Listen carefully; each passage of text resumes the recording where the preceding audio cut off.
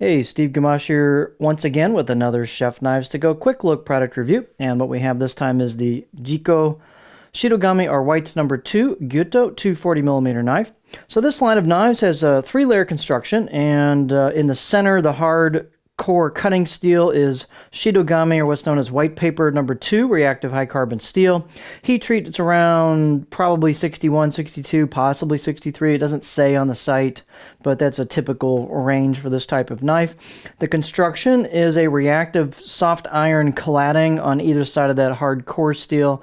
You can easily see the cladding line and the core steel peeking out there from the edge where it's ground down towards the edge. The cladding does extend over the top of the spine of the knife as well. So this is an all-reactive blade, both cladding and core.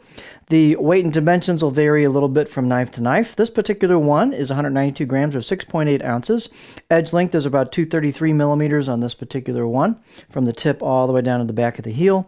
The overall length, about 390 millimeters or 15.2 inches. And then these, for the type of knife they're actually fairly thin. They don't have a lot of taper on them, but I've got about 2.8 millimeters thickness on this sample above the back of the heel. And then halfway down I measured about 2.5. And if you look closely, you'll see we really don't lose much spine thickness. In other words, there's not a lot of taper going down. But it's a fairly tall knife, so the grind starts kind of in here, and then it thins down towards the very end. So there's a little bit of meat there at the very tip, and then it also gets fairly thin at the edge, but there's still a little bit of meat left at the edge as well. But it does taper down, kind of looking at it here. They're actually fairly thin towards the edge. These have a nice grind on them. They're pretty tall. 51.6 millimeters is the height of this one. And you'll see the neck is fairly wide on these, so despite that being tall, you get plenty of clearance there for, your cutting board for your fingers, no problem. The handle is nothing fancy. It's a D-shaped right-hander oriented hoe wood with a buffalo horn ferrule. And then they've, as I said, the neck's pretty wide, so it kind of extends past the tang, which is a little bit narrower going into the knife.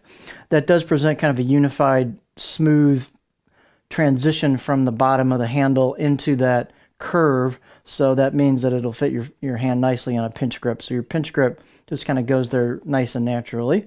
The handle is fairly large compared to some, but that's kind of to accommodate the width of this neck. So it's about 78 millimeters where the two materials meet in circumference.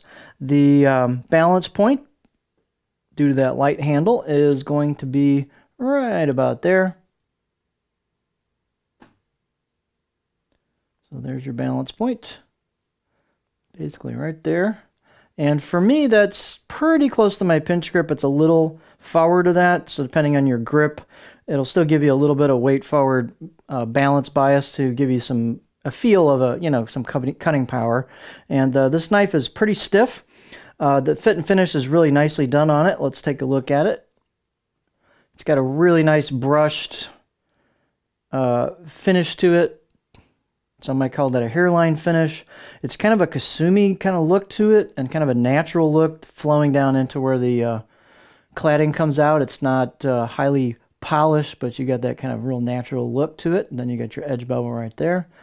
There is hand chiseled kanji. So really nice, well done hand chiseled engraving or kanji right there.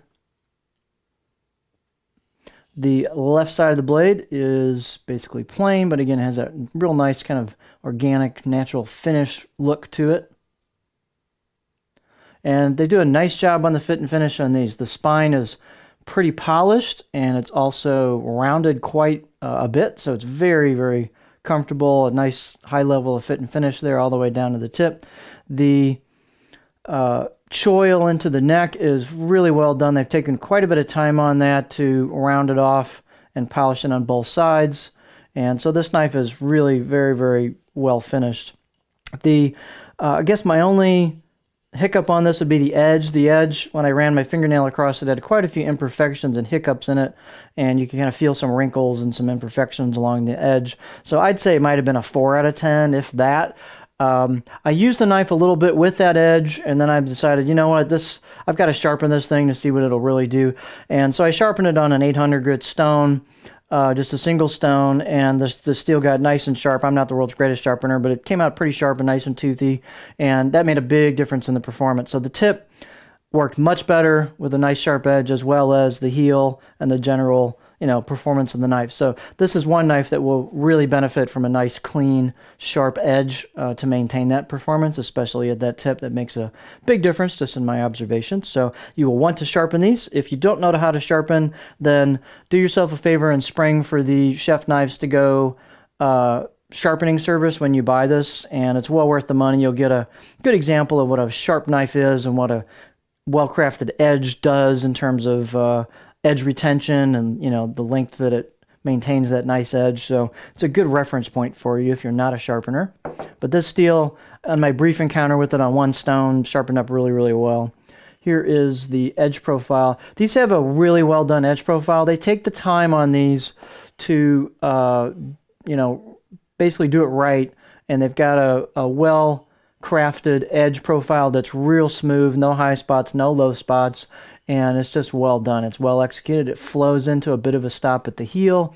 You've got just a little bit of, and this is probably my cutting board, but just a little bit of rolly there, but that's a generally flat back half or back third, and then kind of a gentle belly and a little bit more aggressive belly towards the tip. So I'll still get pretty high on this in this area here. So it'll rock real nice over kind of medium stuff. It'll be great for push-pull cuts, glide cuts, that kind of stuff. And you can do a little bit of chopping at the back. It's just a pretty good, versatile, all-around profile. So just a really nice, nicely crafted, straight, well-made blade with excellent attention to fit and finish. And the performance is quite good as long as you keep it sharp. So this is a cool lineup. So this is the Jikko Shidogami No. 2 Gyuto 240 millimeter knife.